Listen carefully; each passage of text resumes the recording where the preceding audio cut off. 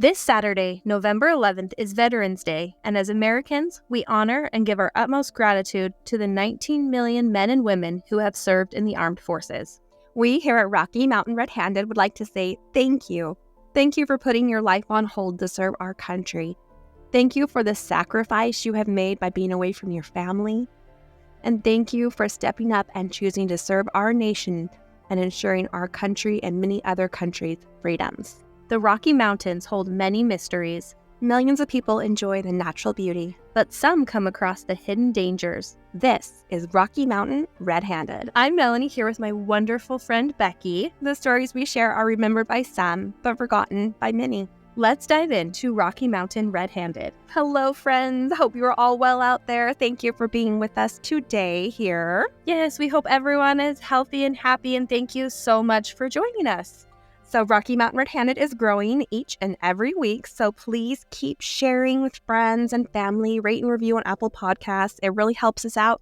Just get the word out to all your friends. Yes. So just a reminder, make sure you're subscribed and following us on social medias. You can click on our link tree in the show notes and find all the places. All the places. Yep. So we also did have some people share our giveaway last week, which was so fun to see all of those messages coming in. And thank you for those who participated. Yes, we are going to continue doing it, but we are going to give away one shirt this week. You're going to love it, you guys. Yep. Great. Yep. And we will continue it again this week. So I will post another picture on our Instagram and our Facebook that you can share.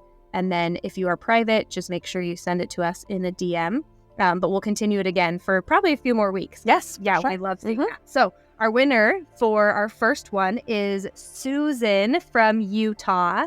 Thank you, Susan. Thank you so much for sharing. Thank you so much for listening. So Susan, I will send you a message to get your address and t-shirt size, and we'll get that in the mail. Yeah, for sure. It was fun to see all the different locations. Yeah. Like different states, different everything. So we just kind of pulled one out of the hat, and Susan was our winner. So thank you so much, Susan. Yeah, we also did get a few messages from new listeners asking if we're still sending out stickers. So, yeah, we are. Yes, we are. So send us a message with your address if you want a sticker, and we will get those out as well. Or you can kind of do both. You can share us on your social media and request a sticker, and you can get a package with a shirt and a sticker, maybe. It's a big deal. There you go. So before we get started, we'd like to offer you a heads up. Today's story contains details that might be difficult for some to hear. Though we always put great care and respect into each of our cases, the true stories do often explore physical violence, sexual violence, familial violence, suicide ideation, and other content that may be upsetting or triggering to some people. Please take a moment to decide what's best for you. If you or someone you know needs help with emotional and/or crisis counseling and resources, please dial 988 in the United States. Ask for help. You are not alone. So without further delay, let's get into our episode for today. Today we want to shine a light on an incredible man who served many years in the military. He was a talented and hardworking medic who served all over the world, and who knows how many lives he saved. I mean, just countless. This is the story of Matthew Cieslak. The episode is entitled, Matthew Was Everyone's Wingman. Matthew Henry Cieslak was born on Monday, March 29th, 1983, to Henry and Brenda Cieslak in Sandy, Utah. I used to live there. So did Melanie. There you go. Matthew was one of those inquisitive and energetic children who just bounced off the walls. He was happy and always up for an adventure with his siblings and friends. He also liked to tease the people he loved most, like his mom, and he used to scare her with grasshoppers. It sounds like my son. My son teases me all the time. My kid's favorite thing is to jump out and scare me, but... Are you jumpy? Oh, so jumpy, but to their credit, I do it to them too. Matthew definitely had his silly side, playing pranks, riding his bike all over the neighborhood, and building empires in the sandbox and dirt piles in the back. But he was also a deep thinker at a very young age. He was a very philosophical child. As a kindergartner, he asked his mom if ants had memory banks. He was always concerned and really cared for everyone around him, animals and his fellow students, just any living thing he really cared about. He stood up to bullies and defended the children that others would sometimes pick on. Matthew was the oldest of 5 children in the Cieslak family. His younger siblings are Carly, Melissa, Spencer, and Tiffany. The family was close and enjoyed time with each other. Matthew was easy to love, He was compassionate and a kind of go-with-the-flow type of guy. While Matthew was a junior in high school, his family made the move to Salem, Idaho. Salem is a small town right outside of Rexburg, which is the home of BYU Idaho. Yeah, you got to give it to Matthew. Junior year is not an easy year to move to a new high school, but yet he threw himself into the move. Matthew transferred to Sugar Salem High School, and not surprisingly, he flourished. He was active in sports, jazz band, and swing choir. He had lots of friends and friends in lots of different type of groups. Which is so cool. Which is so cool, yeah. He wasn't the kind of guy who just hung out with only certain people. He was literally friends with everyone. A high school friend of Matthew shared a beautiful post on Facebook. It read, quote, 20-ish years ago, Matt sported a Caesar-style haircut with a quintessential bleached tips and puka shell necklace. He was popular. He stood and cheered at every basketball game for Sugar Salem High School in the small town of Sugar City, Idaho. I love that memory because I remember all the guys had Caesar-style haircuts and wore puka shells. Bleached tips in their hair. Yep, I love it. Love it. Continuing the quote, it said, he would scoop up a plethora of girlfriends and even the occasional teacher or librarian in a big hug, lift you up off your seat warm hugs. He would dance with anyone during a song if there happened to be one playing in the school hallway or in the intercom, or at a football game, or in the green room during a play. Continuing, it says, dancing with that guy usually involved a dip and charming smile while he chuckled. Mr. Dang Casanova. He would invite his friends to join in. Want to come to our dance, man? He was kind. He sat by students sitting by themselves, end quote. He sounds so fun, just carefree spirit. Matthew was one of a kind. He graduated from high school as part of the 2001 graduating class. Some people may leave high school a little lost, not sure what to do with their lives. Not our Matthew. No, not Matthew. He knew what he wanted to do with his bright future. He joined the Idaho Army National Guard in January of 2001. That was a few months before he graduated and he took his oath of enlistment. So he tested extremely high on his ASVAB, which is the Armed Services Vocational Aptitude Battery. My son just took that test. He did really well. That's awesome. He tested in the 98th percentile, which is really high. I mean, he gets to choose whatever he wants to do. So Matthew, obviously had a wide range of opportunity available to him in the military, and he decided to become a medic. Matthew ended up spending 17 years of his life as a Special Operations Combat Medic. He served one tour in Iraq from 2004 to 2005 with the 148th Field Artillery, a part of the 116th Brigade Combat Team. He transferred to the Utah National Guard and was part of the 197th Special Troops Company. Matthew was selected to go to airborne school. I wasn't sure what that was, so I looked it up, and essentially it's a specialized school that select soldiers are chosen to attend, and they are trained to become paratroopers, which is amazing. That is so cool. After airborne school, Matthew attended Fort Bragg to complete the Special Operations Combat Medic Corps, commonly called SOCM. Matthew then was deployed to Afghanistan with the 7th Special Forces Group in 2009. Yeah, goodness gracious, this guy is hardworking and an overachiever. I'm feeling super lazy listening to this. For sure. Matthew became a member of the F Company in the 19th Special Forces Group Support Battalion. He did 2 tours in Afghanistan with the 3rd Special Forces Group, one in 2013 and another in 2015. Wow. So he did 3 tours in Afghanistan and then 1 in Iraq as well, right? 4 tours. Yeah. So much. Matthew had the joy of serving with such amazing brothers and sisters in the military. He had countless friends, and he shared a really special connection with each one of them. One of these brothers was a fellow soldier named Adam. And here is a special Facebook post about their friendship that Becky's going to read. Yeah, it says, quote, they first met when Matt was in middle school. They had an instant friendship. Matt was the first person Adam thought of when he was going to join the National Guard. For the last nearly 20 years and the 14 years of their shared military service, you could never say Matt without Adam, not Adam without Matt. I believe they were bonded even before this life. So continuing the quote, the rarity of them serving 3 deployments together and being on the same basis for all of them is evidence to that. The divine intervention has always been humbling, as we who know them have seen God's hand in their lives, watching over and protecting them. He allowed them to be together in times of war, to help each other with their burden of invisible wounds that they would carry their entire lives. What a beautiful thought. I cannot imagine what these amazing soldiers endured. I mean, what they must have seen in their service. Yeah, this is definitely a huge sacrifice in their lives. We can only imagine what they saw and how many lives that he saved, serving as a medic. Mm-hmm. And he didn't stop with his brothers and sisters in the armed forces. He also served civilians all over the world. He participated in several peacekeeping and humanitarian missions. As he wasn't busy enough doing 4 tours, he's going on humanitarian efforts as well. Yeah, good guy. He's amazing. Yeah, Matthew received a huge honor, the second highest award that you can get. It is called the Utah Cross. He actually saved a boy's life in Cambodia while serving with the Utah Army National Guard's 197th Special Troops Company in 2010. Yeah, Tesha, his wife, shared the story. Quote, "There was this kid who was delivering a ton of eggs on the back of a scooter and he crashed right near Matt's company. The kid had a really bad head injury and Matt got called over to help. He got him to the local hospital, but they were not equipped to take care of him. So they rushed the boy to another hospital, only to find out that the doctor would not treat him because the boy was poor. Oh, that was not okay with my husband, so he bribed the doctor and paid for it out of his own pocket. And he stayed there to make sure they took proper care of him." It's amazing. Such an amazing story.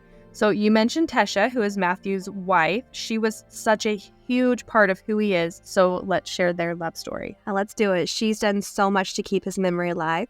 But first, let's take our first break. Okay, Mel? Sounds good. Rocky Mountain Red-Handed is brought to you by Balance of Nature. I love my Balance of Nature. I take it every morning and it makes me feel so good. I do not like to eat vegetables, so I take my Balance of Nature to be able to get in the nutrients that I need. Go to balanceofnature.com and use promo code REDHANDED for 35% off your first order. We call it 3 and 3. I take my 3 capsules of veggies, 3 capsules of fruits, and it gives me all I need. So that's Balance of Nature, promo code REDHANDED. And we are back. Thank you so much to our sponsors. Yeah, we've been discussing the amazing Matthew Cieslak. Well, Mel, why don't you start by introducing us to Tesha, the love of his life? Okay, so Tesha and Matt met in 2003 when they were living in Rexburg, Idaho. They began as friends, then they became best friends, and then they fell in love. They would spend hours just talking about everything and nothing. It didn't matter what they talked about as long as they were together or just talking. I love that. That's so great. Yeah. They both loved music, all kinds, and so they shared their passion for it together. Matthew was really drawn to Tesha because of how much family meant to her. Family was everything to them. Tesha and Matthew dated for 3 years, and then they were married on June 24th, 2006. Their love grew to include 2 children, Jackson and Olivia. Both Matthew and Tesha prized their marriage and their family above all else. Matthew was a very dedicated father. He was known to take his kids on crazy adventures, from dancing in the kitchen to late night Xbox battles and hours upon hours of playing soccer together. Tesha was the more introverted of the two, so Matthew made it his life's mission to pull her out of her shell. Tesha said, quote, "Matthew had this somewhat goofy, carefree attitude or quality about him that helped preserve a nearly 16-year marriage," end quote. I mean, he just sounds like he was such an amazing father to their teenage children. Yeah, he does. Matthew was known to make his family dance with him in the aisles of the supermarket while grocery shopping, and he even surprised Tesha with a pottery class for their anniversary. Time spent with Matthew was always an adventure. He just sounds so fun. Just fun. Mm-hmm. Matthew's family shared one of his greatest passions, which was soccer. Matthew was completely obsessed. Whether or not the broadcast was in English or another language, he got his entire family to gather around the TV and cheer on his favorite international clubs. Matthew, aka Coach Cieslak, was a constant presence on the soccer field for his children's youth soccer games. He loved coaching and loved spending time with all of the young athletes, most of all, of course, his own children. Tesha and Matthew loved and treasured their families. Matthew could always be found at family gatherings, either wrestling with his young nephews and nieces or cuddling with a newborn baby. He really cherished his whole extended family. Just as he did as a young child, Matthew loved all animals, especially his dogs Teddy and Ellie and his cat Meats. He was known to sing to his pets, and he actually had a beautiful voice. That's so cool. Yeah. The Cieslak family was known to make each moment count. They loved the outdoors, and as a family, they would gather around the fire pit at night, eating good food, sitting around, and just talking into the night hours. Yeah, and who could have guessed their time with Matthew was so limited? We need to remember to make the most out of each day, just like Matthew did. It's a good reminder. Towards the end of his military career, Matthew trained new recruits and taught leadership courses at Camp W.G. Williams, which is the Utah National Guard base in southern Salt Lake County. Tesha shared, quote, "He loved teaching so much. Giving back was a very big part of who he was." His years of service and sacrifice took its toll, both physically and emotionally, on Matthew. His soul just couldn't take it anymore. The burden became heavier and heavier until it was too much for him to continue his work. Matthew medically retired in November of 2017 and was diagnosed with PTSD. Now, that's something we hear a lot about, but let's make sure everyone understands what this exactly means. Yeah, great idea. A great resource for information assistance is Substance Abuse and Mental Health Service Administration, and you can find a link in our show notes for that. Post-traumatic stress disorder, or PTSD, is a real disorder that develops when a person has experienced or witnessed a scary, shocking, terrifying, or dangerous event. These stressful or traumatic events usually involve a situation where someone's life has been threatened or severe injury has occurred. PTSD makes you feel stressed and afraid after the danger is over. It affects your life and the people around you. PTSD starts at different times for different people, and signs of PTSD may start soon after a frightening event and then continue. Other people develop new or more severe signs months or even years later. PTSD is often related to the seriousness of the trauma, whether the trauma was repeated or not, what the individual's proximity to the trauma was, and what their relationship is with the victim or perpetrator of the trauma. PTSD can last for months, or it can even last a lifetime. Some of the signs and symptoms of PTSD can include the following, but not limited to: flashbacks or feeling like the event is happening all over again, Trouble sleeping or nightmares, feeling alone or detached from others, losing interest in activities, having angry bursts or other extreme reactions, feeling worried, guilty, or sad, frightening thoughts, having trouble concentrating, having physical pain like headaches or stomach aches, avoidance of memories, thoughts, or feelings associated with the traumatic events, problems with memories, negative beliefs about themselves or others, irritability, feeling very vigilant, keeping careful watch for danger at all times, and startling easy. Symptoms of anxiety, depression, and substance abuse are also seen with people who have PTSD. Matthew and his family had to make some big adjustments for his mental and emotional health. As a family, they decided to relocate to Ingham, Idaho, and Ingham is just right outside of Pocatello. So Matthew at this time is, experiencing that PTSD. I can't imagine dealing with all of that. I mean, all of those side effects that we just went over, that is so much on one person. Yeah, so heavy. And then trying to still live your life and raise your kids and have a relationship. Be a husband, be a father. Yeah.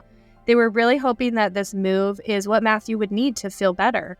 I wish our story ended with Matthew and his family just settling down in Ingham for a happily ever after, but unfortunately it does not. Our military veterans carry physical and emotional battle wounds. Most they successfully hide from the world around them. Matthew was one of these soldiers. He fought his wounds, his pain, each day until something inside of him just snapped. Matthew was killed during a shootout with the Salt Lake City Police on March 26, 2022. This was just 3 days before his 39th birthday. What could lead this man, this devoted soldier, husband, and father to come to this end? But first, let's take that quick break. Give your brain the natural nutrients, blood flow, and neurotransmitter support it needs to make the fight with depression an unfair fight. Get stronger daily with Whole Supplement. Build momentum each day with the Whole Depression Relief Stack, the 3 targeted daily formulas that will help you feel, enjoy, and progress again. So, how do you take the whole stack? 1. Wake Up Formula. Take Wake Up in the morning with a glass of water to kick off your day with motivation and energy. Number 2 is the Daytime Formula. Take daytime around lunch to ensure you have the focus, mood, and productivity to power through the day. That sounds like something we all need. Number 3, the Sleep It Off formula. Take Sleep It Off about an hour before you plan to go to sleep for amazing rest and brain support that will consistently set you up for better days. I've experienced depression since I was a teen. I try to do my best to take care of my mental and emotional health and manage my anxiety and depression. But even with medication, I can find myself struggling some days. I started taking whole supplement just a couple weeks ago, and I already feel like I am giving my body the armor it needs to win the fight each and every day.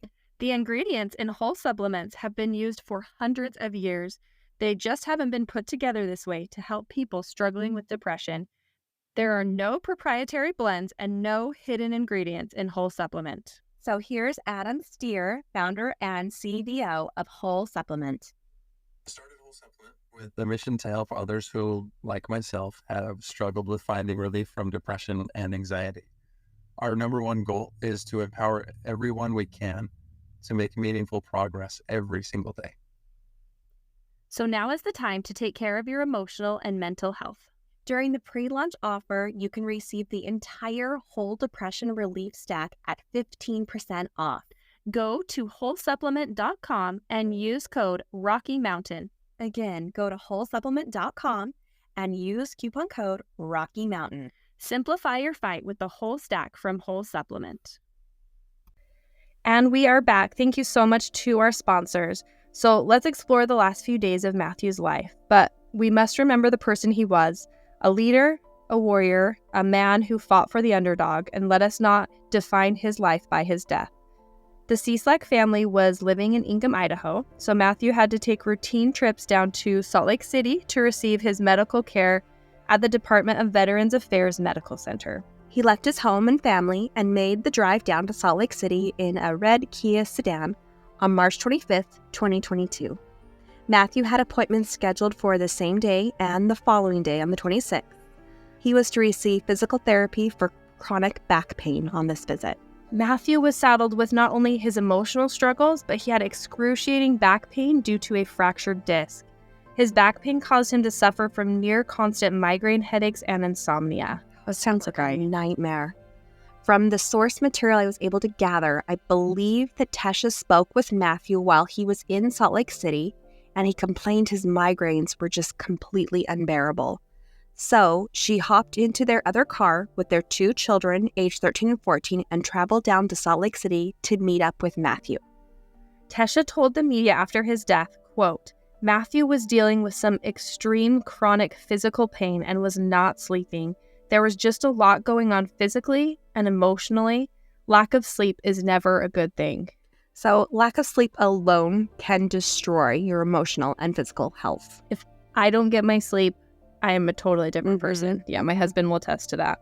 Sleep deprivation will, not may, but will cause mood and behavioral changes like short temper, anxiety, and depression. Difficult concentrating, impaired thinking, decreased reaction times. Yeah, problems with higher level functions like planning, organizing thoughts, impaired judgment. Psychiatric symptoms like hallucinations, paranoia, disorientation of the world around you.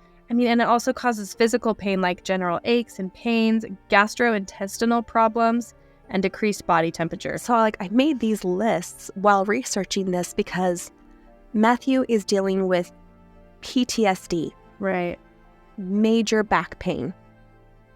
Chronic, nearly constant migraines. And he's also having to deal with sleep deprivation. He's not sleeping at this time.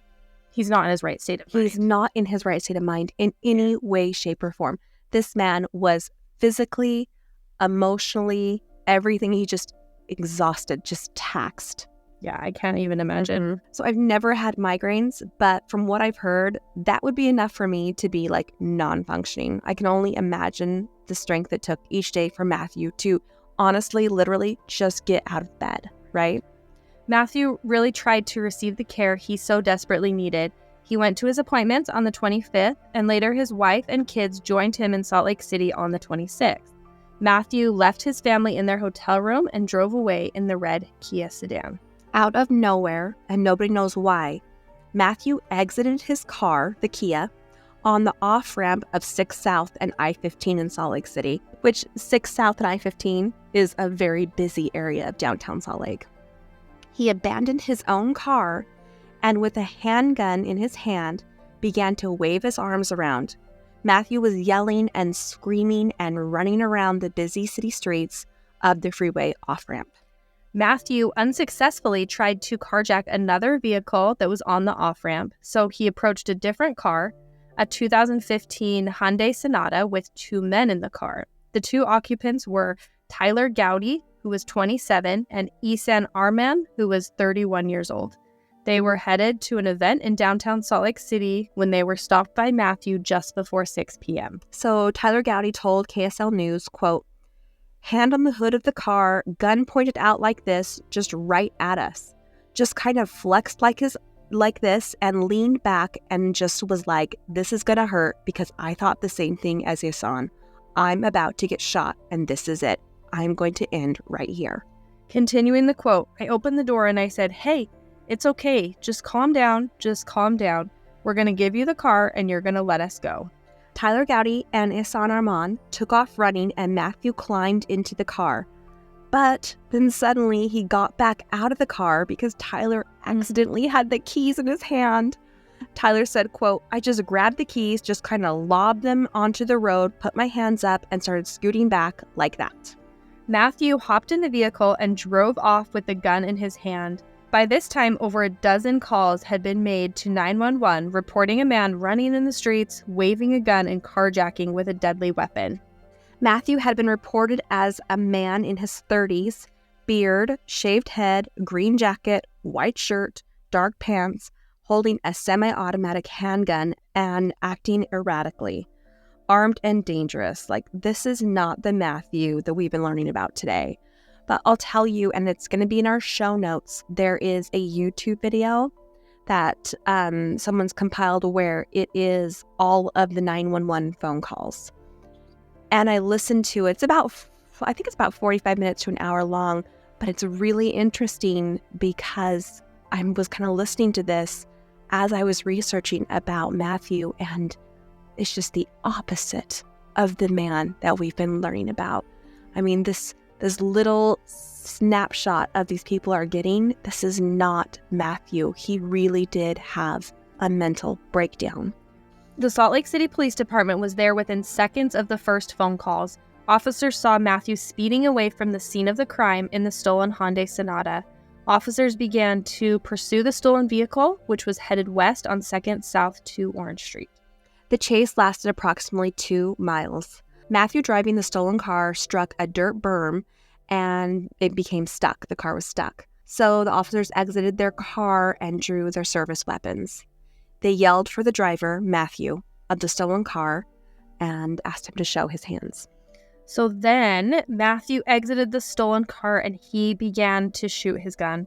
The officer shot back in self-defense and gunshots were exchanged for approximately 30 seconds. Which 30 seconds sounds like such a short time, but that's a long time. Mm-hmm. Yeah, there is body cam footage, and it's a long time. It's a really long time. In the official police statement, it states, quote, "There is a brief pause in the volley of gunshots, which is when one of the officers sees the subject running from the front passenger door of the vehicle and past the trunk in the direction of the officers. Both officers briefly continue to discharge their service weapons as the subject falls and briefly continues shooting as he is on the ground with the gun in close reach." In SLCPD case number 22-54268, there is an official timeline recorded, 5:47 p.m., first 911 call received. 5:48 p.m., call dispatched to officers. Officers en route to the scene. Officers were advised that there was a male, quote, "pointing a gun at people." Officers were advised shots had been fired, but no one would appear to be injured. So Matthew was shooting into the air when he was on 6 South. Mm-hmm. So good, no one was injured then. Yeah. Mm-hmm. Officers were advised that the subject was in the silver sedan on exit 306. And officers were advised the subject stole a vehicle from 2 men. At 5:49 p.m., officers were advised the subject had a handgun. Officers were advised the subject may have shot someone. The subject vehicle is located by 2 SLC PD officers at 2nd South and 4th West. A pursuit is initiated. Officers were advised the subject likely had a 9mm pistol. At 5:51 p.m., this is again, 4 minutes after the first 911 call? So at 5:51 p.m., the pursuing officers advised dispatch of their location multiple times. Additional officers began efforts to interdict the pursuit by using a device to flatten the stolen vehicle's tire. The pursuing officers continuously advised dispatch of their location. 5:52 p.m., the pursuing officers advised the stolen vehicle crashed. The pursuing officers exit their vehicle and immediately begin giving verbal commands for the subject to, quote, show me your hands, and, quote, drop the gun. Instantaneously, shots in rapid succession were exchanged between the subject and the pursuing officers. The pursuing officers advised over the radio, shots fired. The subject, now on foot, begins running towards the 2 officers with a firearm in his right hand. The pursuing officers advised of their location for additional units to respond. Additional units start arriving on scene. 5:53 p.m., the additional units start arriving on scene. Firefighters and paramedics were asked to stage nearby. Salt Lake City 911 received additional information that the subject had been chasing 2 men on the exit ramp. At 5:55 p.m., on scene, officers put on medical personal protective equipment and planned a tactical approach to visually inspect the stolen vehicle, to ensure there is no one inside, to secure the gun from the subject, and to start providing medical care. 5:56 p.m., the officers began CPR, which continued until the paramedics took over. Officers continued to assist paramedics and firefighters. At 5:57 p.m., an officer on scene at 220 South Orange Street advised the scene is safe for paramedics and firefighters to approach. At 6 p.m., officers on scene at 220 South Orange Street advised the situation is, quote, code 4, meaning that the emergency response is no longer needed. Salt Lake City Police invoked the officer-involved critical incident protocol at this time. Tyler Gowdy and Isan Armand, the 2 guys who were carjacked by Matthew, told KSL they had compassion for the man who held them at gunpoint after it was all over. Tyler said, quote, I put myself in his family's shoes and imagined the news that they were getting that night was a whole lot worse than the information that my family had just gotten, and my heart just broke at that moment. I didn't know his name, and I didn't know who he was. I just knew that he was desperate and that he was scared. I just felt compassion towards him. Tesha is not angry with the officers who killed her husband. She said, quote, I know that the officers did what they had to, and I know my husband would feel the exact same way if he had been in his right mind at that time. She added that Matthew was a fierce supporter of police officers and first responders. Quote, Matthew would have never knowingly opened fire on police officers. I'm getting the chills. This is such a sad story. I have to tell you, this is the most emotional I ever got. Researching. This one made me cry. I had tears rolling down my cheeks. This is a sad one. At a press conference on Friday, September 15th, 2023, Salt Lake County District Attorney Sim Gill announced that no charges will be filed against the 2 officers who were involved in the shootout with Matthew. DA Gill said the evidence is clear, the officers were justified in their response. DA Gill said during the press conference, quote, after having been deployed in 4 tours of duty in the service of our country, I'm sorry, I'm a little emotional about that because there's nothing good about what I'm going to talk about today. As they give this information to us, they're starting to recognize that the person that they had engaged with is tactically trained. At this point, I can see that this guy knows what he is doing. He's not just throwing rounds at us. He is firing accurately. End quote. Tesha expressed condolences to every person affected by the tragedy on March 26th. She said, quote, there had to have been some type of breakdown. I honestly think he thought something was after him, end quote. Matthew was really always the person to help in and out of uniform, no matter where he was. He was just trying to help people. He would stop and help a stranded motorist. It just was his nature to be helpful. It's almost like Matthew could have just as easily been involved in this situation, but on the other side, as the emergency worker giving that care. Yeah, Don't you think, I Mel? totally agree. That seems like, from what we know about him, that seems like more of his nature and more where you would expect him to be. He was like his nature to go in and help in these difficult situations. Like he would have ran towards that situation to help. Yeah. Matthew's obituary reads, quote, "If you knew Matt, you knew true love. Matt loved so deeply, sometimes to a fault. He protected his own. He was everyone's wingman. He always lent a shoulder to cry on or a listening ear. He gave the best advice. His hugs were legendary and memorable. He's always had a story to tell, and he told them so loud. Some were intense, but most were just hilarious. He could get a crowd of laughing to the point where you couldn't breathe and were in tears. Matt was huge, physically, emotionally, and mentally." One person wrote on Matthew's obituary tribute wall, quote, "I am a resident of Salt Lake City, Utah. I do not know Matthew nor his parents or siblings. I am a father, grandfather, former deputy sheriff, and served in the National Guard. Since Matthew's tragedy unfolded, many close friends have come forward to say, this event should not define who Matthew was. I couldn't agree more. Matthew had those qualities that moved him towards serving others and our country. Serving in combat is a very dynamic experience that only those who have served know. Our country sends these men and women into unimaginable events and then brings them home, expecting they will integrate back into society. There are no words I can convey to Matthew's parents to bring peace. I can only say, Matthew was much more than his actions of that day." Matthew's commanding officer for many years, Mark Cooper, told KSL, quote, "As horrible as the carjacking was, as horrendous as it was, I don't want this to be the capstone of Matt's life. He was a stellar individual, super competent, extremely professional, had an amazing sense of humor, just a happy guy." Again from Matthew's obituary, quote, "Matt is going to be so deeply missed in this life, but the knowledge that he is with his Savior, Jesus Christ, and free from his earthly troubles brings the ones who love him so much comfort. Heaven gained a special guardian angel who will not only be watching over his family, but over all those he loves here on earth." Tesha continued to express her concern over the full understanding and erasing the stigma associated with PTSD and mental illness.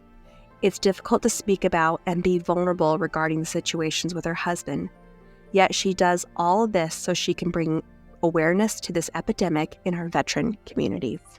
I mean, this is just such a sad story and just brings to light how much more we need to do for those who serve our country. There is a 24/7 confidential crisis phone line just for veterans. It is in operation just by calling 988 and then pressing 1. Even those not enrolled in VA benefits or healthcare are able to receive this care. Yeah. I mean, I think Tesha is such an amazing example of just like seeing her spouse through to the end. I mean, just advocating for PTSD and sharing his story. This is, to me, this one probably affected me the most emotionally, but I have to tell you, I found myself just smiling as I was writing about Matthew. He just seemed like such an incredible person, incredible father, and it was honestly an honor for me to learn about him. So if you would like to help, I would like to recommend the Gary Sinise Foundation. My husband and I have given to this organization in the past, and I love his book. If you want a good book, Gary Sinise's book is awesome. So yeah, check out the Gary Sinise Foundation at www.GarySiniseFoundation.org. They are a 4-star rated non-for-profit with over 94% of donations going straight to the veterans in need. So it's a great organization. That is so cool. And Rocky Mountain Red-Handed is going to make a donation in honor of Matthew. All of our love, prayers, and positive thoughts are going to Tesha and their 2 children. We'll be thinking of you this Veterans Day and beyond. Yeah, so our Rocky Mountain Redemption could just be going over all the kind words and amazing stories from Matthew's life, right? Yeah, I mean, it definitely could. He led an incredible life full of service and love, and is such an example to all of us. So, but if you live in Idaho, we've got a great activity for you and your family you can experience this year to celebrate the service of military members on Veterans Day. The Wood River Museum of History and Culture is hosting an exhibit called Wall of Honor from November 8th to November 22nd at 580 4th Street East in Ketchum to recognize U.S. veterans who served our country. Quote, "We thank our veterans for their service and the sacrifice they made. We hope that the community will join us in honoring and thanking the veterans in the Wood River Valley. Wherever you live, be sure to make it out into your community and show your appreciation and love for those who have sacrificed so much for our country. Again, Becky and I want to express our appreciation to all of our veterans. I don't think there's words to express what we can say, but we love you all. Yeah, we love you and thank you for your service. And that is your Rocky Mountain Redemption. So thank you so much for listening today. We want to remind you to follow us on social medias. Just click on our link tree. Again, we will be doing another t-shirt giveaway, so keep your eyes peeled for that in the next couple days. Yeah, especially if you're a veteran. Yeah. Let us know. We'll send you a shirt. Yes, We love you guys. And don't forget to subscribe, rate, and review on Apple Podcasts. It really does help us out. So we will be back next Wednesday. We'll be sharing another story of an Indigenous person in honor of National Native American Heritage Month, straight from the Rocky Mountains. So until then, Keep your hands clean.